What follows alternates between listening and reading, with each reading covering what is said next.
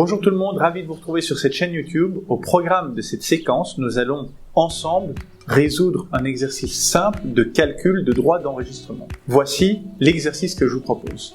Suite à une annonce de maison à vendre à Bruxelles, deux acquéreurs potentiels font une offre d'achat pour leur premier investissement. Le premier fait une offre à 500 000 €, le second se croit plus malin et fait une offre à 501 000 €. Première question. Combien de droits d'enregistrement payeront potentiellement chacun des deux investisseurs? Deuxième question. Du coup, en enchérissant à 501 000 €, combien en plus payera l'enchérisseur? Pour résoudre cet exercice, on va d'abord s'intéresser à la situation du premier investisseur qui fait une offre à 500 000 €. Le montant de base des droits d'enregistrement s'élèverait en principe à 12% et demi, multiplié par 500 000, ça représente 62 500 €.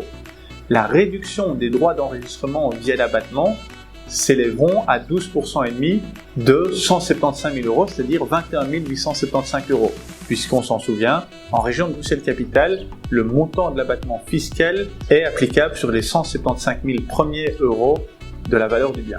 Dans notre cas, les droits d'enregistrement à payer s'élèveront donc à 12% et demi de 325 000 €, la base imposable, c'est-à-dire 40 625 €.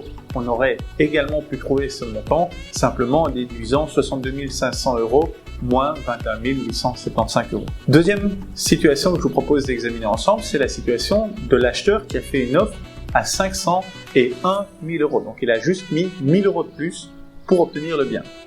Dans son cas, le montant de base des droits d'enregistrement s'élève à 12% et demi de 501 000 €. Ça représente donc 62 625 €. Cependant, malheureusement pour lui, il ne peut pas prétendre à une réduction des droits d'enregistrement via l'abattement.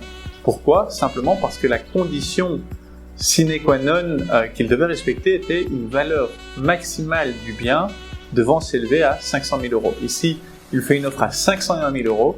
Il renonce donc à son abattement fiscal.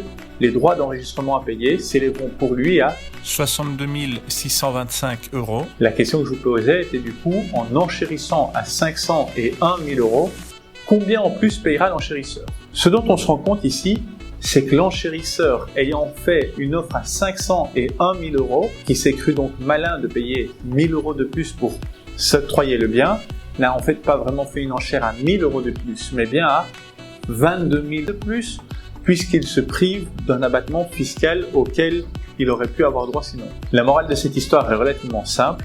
Faites toujours très attention au moment de faire une enchère supérieure. Assurez-vous toujours de ne pas dépasser les plafonds limites. C'est tout pour moi aujourd'hui. N'hésitez pas si vous avez des questions. Merci pour tout. Bonne journée. Au revoir. Merci d'avoir regardé la vidéo. Si vous avez appris quelque chose, n'hésitez pas à mettre un like sur cette vidéo. Vous pouvez aussi vous abonner pour être informé de la publication de nouvelles capsules.